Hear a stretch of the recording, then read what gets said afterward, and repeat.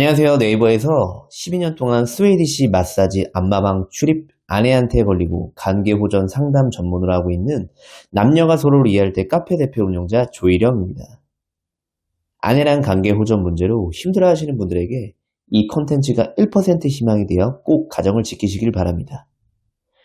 여자가 결혼을 해서 행복감을 느끼는 포인트는 세로토닌 호르몬이 분비가 돼야 되는데 결혼 후 행복에 대한 감정이 그때가 최고치로 올라갑니다.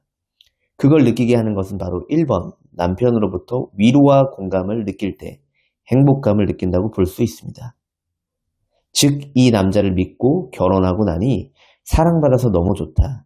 희노애락을 기댈 수 있고 의지를 할 수 있어서 그때 결혼 후 결혼으로부터 아내가 행복 세로토닌 호르몬이 가장 크게 느끼는 순간입니다. 근데 그런 존재가 나에게 반대로 불행, 상실감, 배신감, 여자로서 가치 하락, 감정이 느끼게 하는 게 바로 스웨디시 마사지 안마방을 다녀왔다는 사실을 알게 되면서 그동안의 연애 때부터 지금까지 얼마나 날 속이고 이런 곳에 갔었을까? 나는 배신감과 지금 현재 여자로서 자존감이 하락되어 버려서 여자로서 가치 하락, 이걸 용서하고 넘어간다면 또 가지 않을까라는 불확신, 감정이 한 번에 와서 아내는 남편에게 이혼을 요구할 수밖에 없는 것입니다. 결국 그런 아내를 내가 어떻게 대처를 해야 다시 나에게 돌아오게 할 수 있을까요? 첫 번째, 이 문제를 해결하려고 하는 키워드를 사용하지 마세요. 사과와 인정, 위로, 공감까지는 좋습니다.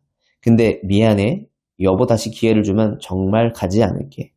한 번만 용서해주라. 정말 잘할게.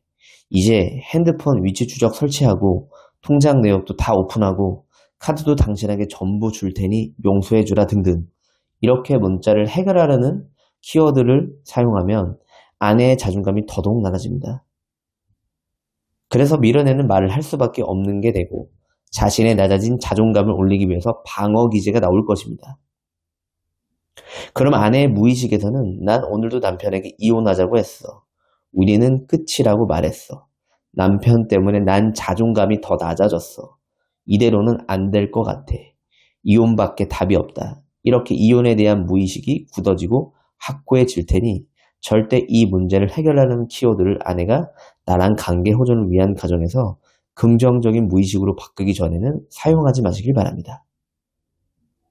두 번째, 당분간 취미생활, 친구, 만나기, 집에서 핸드폰 카톡하기, 전화하기, 회식 참여하기, 야근하지 말기, 집에 와서 집안일, 자녀 케어만 하기, 집에 와서 TV 시청, 유튜브 보기, 누워있지 말기 등등을 실천하시기 바랍니다.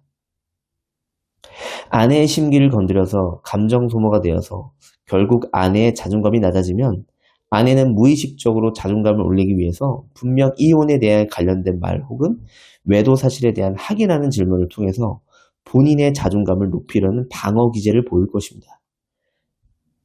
그러니 당분간 신뢰와 믿음을 쌓고 틀어져 버린 상처받은 아내의 마음이 잘 아물어서 지나갈 수 있게 내 위의 내용처럼 행동하시는 걸 추천합니다. 세 번째, 거짓말을 하지 않는 게 좋습니다. 상대방에게 만약 걸려버렸다면 아내에게 팩트가 적발되었다면 언제부터 얼마나 다녔는지 오픈하는 게 좋습니다. 거짓말을 해서 나중에 통장 내역 및 구글 타임라인, 동선 혹은 카드 내역 등등으로 인해 확인이 되어버리면 나중에 정말 돌이킬 수 없을 정도로 아내의 마음이 틀어져 버릴 것입니다. 여러분, 아내랑 이 문제를 해결하고 아내의 마음을 돌리기 위해서 노력하고 싶은 심정 이해가 됩니다. 여러분도 가장으로서 남편으로서 아이가 있다면 아빠로서 나름대로 최선을 다해 그동안 살아왔기 때문에 그런 스트레스 때문에 보상 심리로 갔다는 부분도 이해가 됩니다. 결국 내가 왜 그런 곳에 갔는지에 대한 본질을 파악을 해서 다음에 그런 순간이 됐을 때 반복하지 않도록 지금부터 마인드셋을 하시길 바랍니다. 주변에서 가능성이 없다고 포기하라고 말하지만 여러분 간절하다면 1% 희망을 포기하지 마세요.